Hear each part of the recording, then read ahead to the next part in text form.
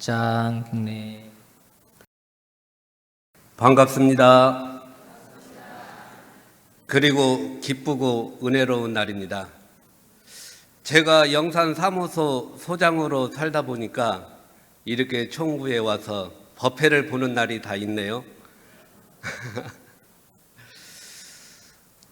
다른 교무님들은 다른 곳으로 피서를 가서 시원하게 여가를 즐기시겠지만 저는 영산을 놓고 어제 저녁 총부로 피서를 왔습니다. 근데 직업은 못 쓰기나 봅니다.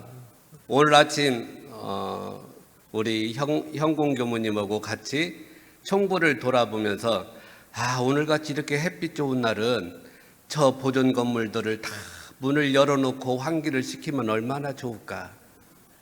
다른 분들은 이 뜨거운 태양이 참으로 덥다, 그늘 비가 왔으면 좋겠다 하는데 저희 같은 농사를 짓는 곳에서는 햇빛도 아까운 여름날입니다. 참으로 무덥고 그렇죠. 7월은 계절적으로 삼복 더위가 있는 절기가 있습니다. 금년 7월은 118년 만에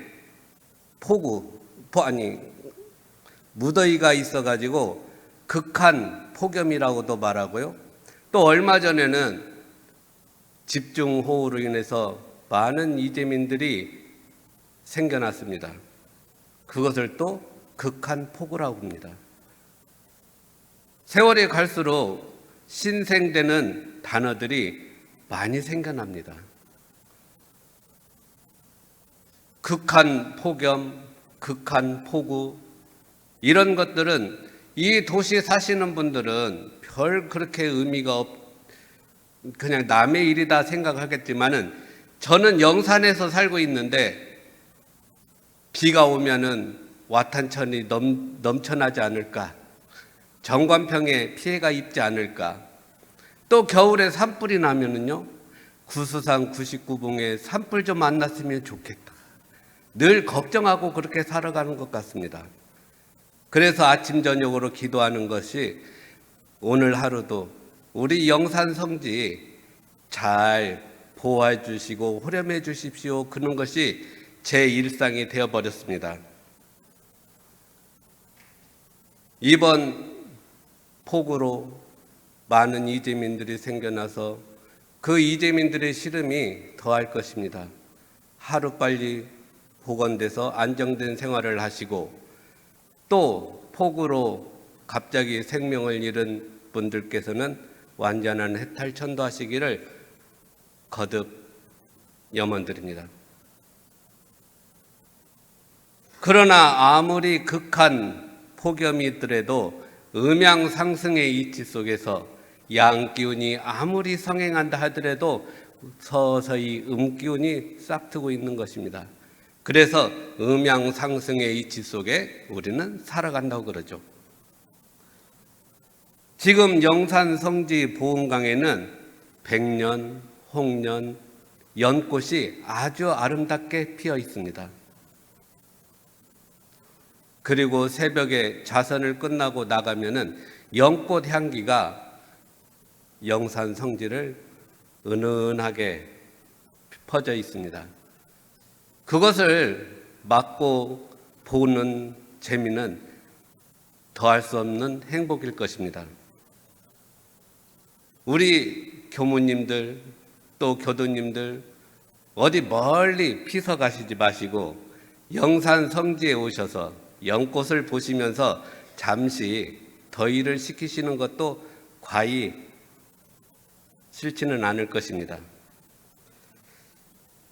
저는 영산 성지와의 참으로 인연이 깊습니다. 영산 사무소 간사로 시작해서 영산 선악대를 졸업하고 또 영산 사무소 주사로 4년을 복무하고 잠깐 외출을 했다가 영산교당 보좌교무, 영산교당 주임교무, 돌고 돌고 돌아서 34년 만에 영산사무소 소장으로 금년에 가게 됐습니다. 우리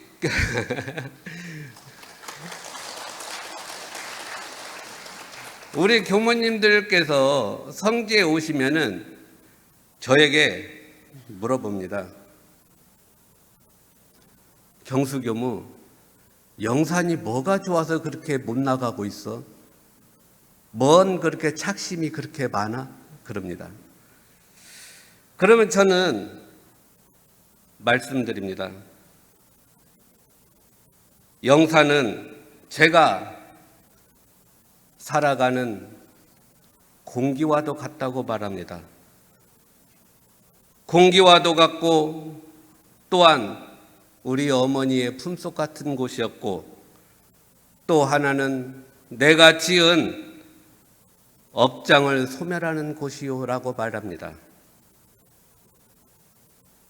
오늘 이렇게 무더운 여름날에도 우리 선지님들, 동지님들, 교도님들 이렇게 오셔서 법회를 보시는 것도 대종사님 법문을 먼저 깨치고 그것을 실생활에 활용하기 위해서 이곳에 오셨을 것입니다. 저도 그 오랜 세월 영산 성지에서 살아가면서 왜 이 영산 성지는 이렇게 좋은 곳일까? 제 얼굴을 보시면은 검죠. 저는 출가해서 지금까지 얼굴 하얘 본 적이 한 번도 없는 것 같아요. 햇볕이 내리쬐는 가운데 풀을 메고 풀을 베고 성지를 수호하는 그런 작업으로 인해서 햇빛과는 거리가 멀 수가 없는 가장 가까운 친구가 되는 것입니다. 영산 성지는 우리들에게 기다리고 기다리는 곳입니다. 바로 인연지라고 저는 생각합니다. 어떠한 인연일까요? 바로 선연입니다. 좋은 인연들이 오는 곳입니다. 영산 성지는 옥녀봉이라는 산이 있습니다.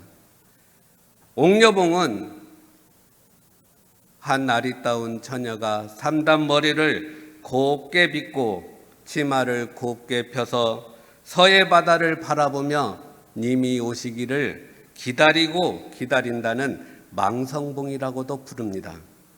기다릴 망자 성인 성자, 성인을 기다리는 그런 마음입니다. 우리가 그런 기다리고 기다리는 사람은 어떠한 사람일까요? 대종사님 법을 보고 찾아오는 사람들. 여 앞에 계시는 우리 모스크바에서 오신 분들, 이틀 동안 제가 안내를 했는데 하나같이 영산 너무 좋아요. 그런데 너무 더워요. 그렇습니다. 옥녀봉에서 삼단머리를 곱게 딴 처녀가 님을 기다리듯이 저는 매일매일 토요일, 일요일이 되면은 이번 주는 어떠한 부처님들이 다녀가실까? 어떠한 분들이 또 새롭게 인연을 맺을까? 그렇습니다. 인연을 맺은다는 것은 참 좋은 것입니다. 우리가 처음 만나는 사람한테는 반가운 인연입니다. 그렇지만은 그 반가운 인연 속에서 내가 선연을 맺을 것인지 악연을 맺을 것인지는 내 행동에 따라서 달라진다는 것이죠. 저는 영산 성지에 살아가면서 그 인연들을 여러 번 뵀습니다. 어떤 교당 교도님의 어르신이 저한테 그럽니다. 교무님, 제가 영산 성지에 와서 안내를 교무님께 5번이나 받았어요. 교무님 어디 안 나가세요? 이제는 그런 말을 들으면 들을수록 약간은 내가 나갈 때가 됐나? 나가야 되는데 왜 다시 이렇게 영산 사무소로 다시 왔을까? 그런 생각을 해봤습니다. 저는 그 교도님께 반갑게 말씀하십니다. 교도님이 다시 오실 줄 알고 제가 못 나가고 있습니다. 영산에 가면은 최경수가 있다고 생각하시고 오시면 됩니다. 그렇게 말씀드립니다. 그러죠? 우리 교무님들, 교도님들 생각해 보세요. 어디를 간다고 하면은 거기에 나를 맞이해 주는 사람이 있다고 하면은 더 가고 싶겠어요? 안 가고 싶겠어요? 더 가고 싶겠죠. 저는 영산 성지에서 그렇게 기다리고 기다릴 것입니다. 다음은 영산 성지는 사람들에게 신앙심과 수행심을 가르쳐주는 근원지입니다. 소태산 대종사님께서 20여 년 구두 끝에 대각을 하시고 저희들에게 진리적 종교의 신앙과 사실적 도덕의 훈련으로서 부처되는 길을 열어주셨습니다. 제가 작년까지 영산교당에서 7년을 근무했습니다. 여기 우리 선타원님, 김정신 교무님 와 계셨는가 모르겠네요. 우리 선타원님께서 저를 금년에 보시더만 차비가 없어서 못 나갔어 그러시더라고요. 저는 그게 뭔 뜻인지 몰랐는데 차비가 없어서 걸어서 영산 사무소로 발령이 났냐고 그렇게 말씀을 하십니다.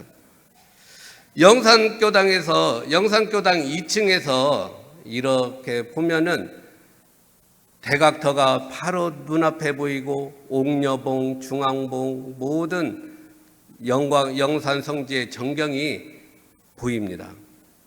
제가 작년까지 설현원 교모 보좌 교모하고 7년을 함께 했습니다. 오시는 교도님들이 그럽니다. 남자 교모 둘이 어찌 그렇게 오래 살아? 그럽니다. 요즘은 오래 살도 흉이 되고요. 빨가도 흉이 되고 중도가 어떤 건지 잘 모르겠어요. 그런데 저와 우리 그 보좌 교모가 한 말이 있습니다. 우리 둘이는 서로에 대해서 절대 기대감 1도 갖지 말자 그럽니다. 기대하는 바가 1도 없어야 오래 산다고 그럽니다.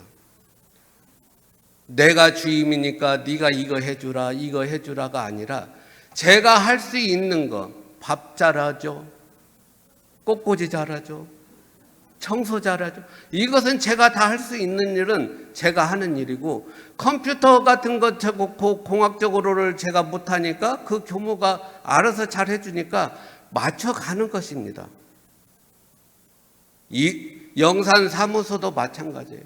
영산 사무소도 일이 안 보이는 교무님들 사람들은 일이 없다고 하는데 일이 보이는 저희들은 아침 눈 뜨면서 저녁까지 일 그럽니다. 눈에 보이니까 그러죠. 눈에 보이는 것 먼저 하는 것이 우리들의 일인 것 같습니다. 누구에게 이거 하라 지시가 아니라 먼저 보고 실천하는 사람, 그 사람이 대종사님 제자가 아닐까 저는 생각해 봤습니다. 아침에 영산교당에서 심고를 드립니다. 누가 보면은 보좌교모고 저고 싸운 줄 알 겁니다. 우리 보좌교모는 벽에 걸린 일원상에 목탁을 치고 심고를 하는데 저는 대각터에다 대고 심고를 합니다. 대각터 큰 일원탑을 보면은 우주 진리의 그 모습이요. 한 눈을 좀 더 크게 떠서 옥녀봉을 바라보니까 옥녀봉 일원상은 저에게 삼라만상이 다 부처인데 뭘 보냐 그럽니다. 그러면서 벽에 걸린 조그마한 일원상 목탁지는 우리 보좌교무의 모습을 보니까 아 부처가 바로 너였구나. 네가 나와 함께 가장 가까이 있으면서 너와 나의 죄주고 복주는 이치를 우리 둘이가 알아가는구나.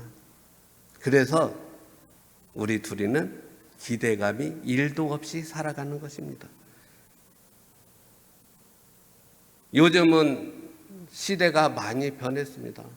옛날에는 상봉, 하솔 이 네 글자가 미덕이 됐지만은 요즘에는 선진과 후진이 함께 살아도 먼저 보고 먼저 일을 솔선수범하는 것이 어른이라고 저는 생각합니다. 세 번째는 영사는 마음이 넉넉하고 일에 있어서는 무엇이든지 할 수 있다는 부활지입니다. 나를 살려주는 것이죠. 우리 모두를 살려주는 곳이 바로 영산입니다. 그래서 영산은 원불교의 근원 성지라고도 하지만은 우리 마음의 고향이라고 그럽니다. 대종사님께서 저축조합을 설립하시고 그 돈으로 원기 3년 4월에 시작한 방언답이 원기 4년 3월 26일에 1년 공사 끝에 마무리됩니다. 그 바다를 막는다고 할 때 그 길용리에 있는 사람들은 얼마나 대종사님을 비방하고 조소하고 그랬을까요? 아마도 그랬을 겁니다. 처와가 어렸을 때부터 이상한 짓을 하더만은 결국에는 미쳤다 그럽니다. 그렇지만은 대종사님께서는 그 사람들을 보란 듯이 1년 공사 끝에 4만 평이라는 돈을 만들어내 놓으셨습니다. 사람들은 기적이라고 합니다. 그 기적은 기적이 아니라 대종사님과 9분 스승님들께서 한 마음 한 뜻으로 일심합력이 되었기 때문에 그 방언답이 완성되었던 것입니다. 서품 10장에 바로 저 방언공사를 하는 뜻은 첫째는 굳은 신심을 얻기 위함이요, 둘째는 모든 사업을 성취할 힘이 있고 없음을 알 것이요, 셋째는 솔성하는 법을 골라져 취사하는 실행력을 얻자는 것이다라고 그 의미를 대종사님께서 말씀해 주셨습니다. 대종사님께서는 20여 년 구두 끝에 대각을 하시고 먼저 실행하셨던 것이 바로 길용리를 어떻게 하면은 잘 살게 할까, 그건 노심초사하셨을 것입니다. 대종사님께서 일생을 살아시면서 영산 시대는 대종사님의 어린 시절과 30살까지의 정열이 넘쳐났던 곳입니다. 그 젊음을 영산 시대에 다 쏟아 부으셨죠. 그 기운으로 영산 성지가 있는 것입니다. 우리가 일생을 살다 보면은 어느 곳에 초점을 맞춰야 할까 그럽니다. 저는 어디에다 초점을 맞추고 여태 살았을까요? 삼바제의 정성으로 100번을 올라가면은 성불할 것이다 라고 옛날 어떤 어른이 저에게 말씀하셨어요. 그런데 저같이 삼바제에 그렇게 많이 올라갔어도 아직도 그 뜻을 잘 헤아리지 못할 것 같습니다.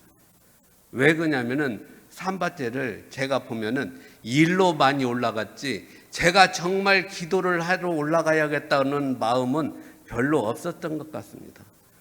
성지순례를 통해서 가기 싫을 때도 교도님들, 교무님들 모시고 가고 그런 마음이 있었기에 일심이 안 되었던 것입니다.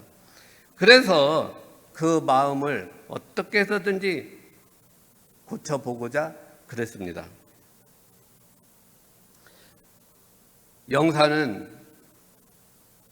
가진 것은 쌀입니다. 대종사님께서 막아주시고 2차 방언답에서 나오는 쌀로 저희들이 살아갑니다. 넉넉하고 그럽니다. 그런데 그 별을 보고 내 마음이 넉넉하고 그래야 되는데 그 마음이 때때로는 하기 싫은 마음이 있는 것입니다. 제가 간사 쓸 때 처음 정관평에 가서 농사를 지고 발을 벗고 일을 하는데 그때 처음으로 대종사님을 원망했습니다. 대종사님은 왜 이 논을 막아놔갖고 나를 이렇게 고생시키는가? 이 논만 안 막아놨으면 그래도 영산에서 살만도 한데 어렸을 때였죠. 철없을 때의 그 생각이 지금은 어떠한 생각이냐? 쌀 한 톨이 은혜롭고 소중합니다.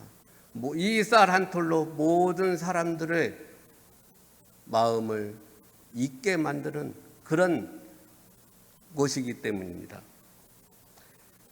영산 성지는 우리 교단과 세계인의 영원한 자산이 있는 곳입니다.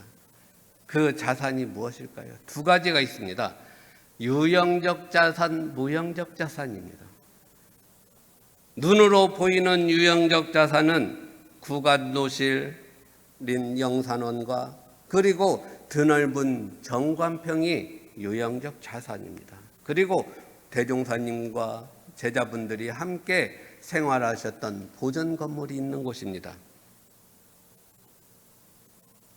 무형적 자산은 그러면 어떤 것일까요?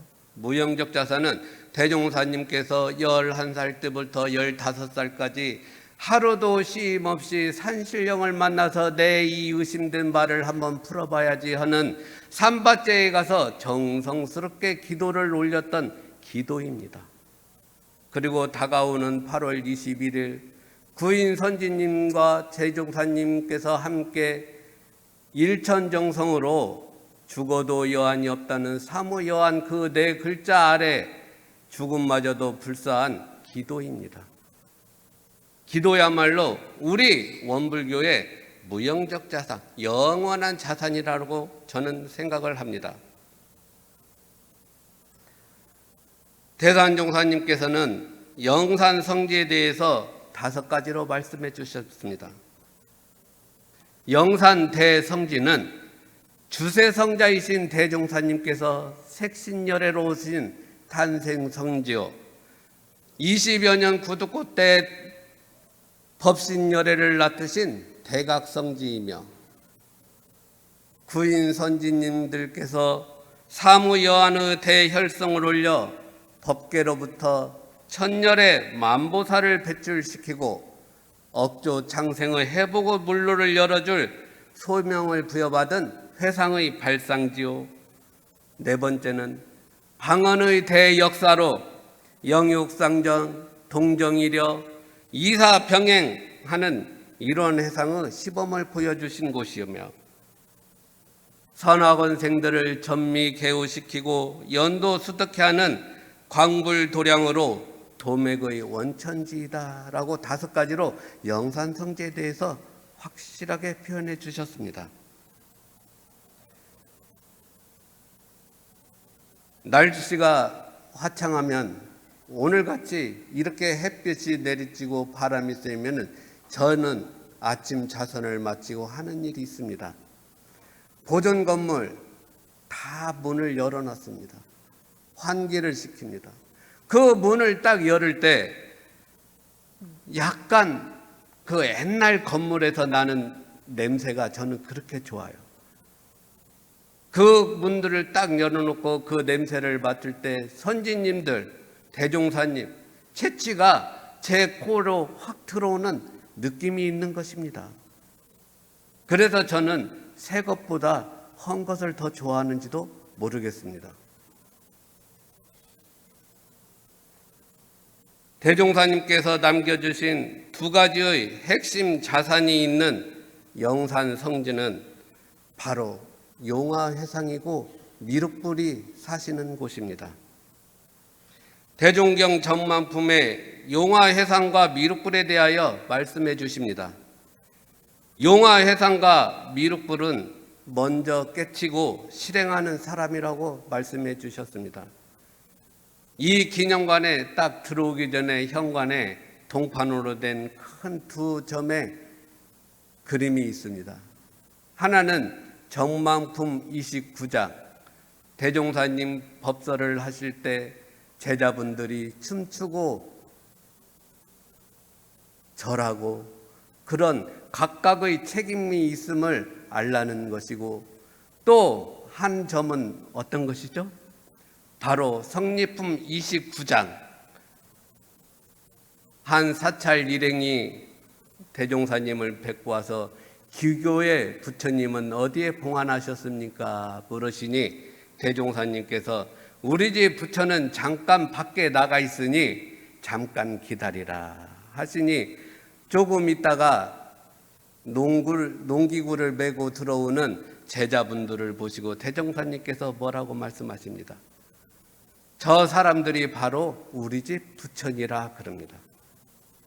대종사님께서는 부처가 저 법신불 이론상이 부처가 아니라 내 앞에 있는 나하고 같이 생활하는 저 활동하는 활불이 참으로 부처라고 그렇게 말씀해 주셨습니다.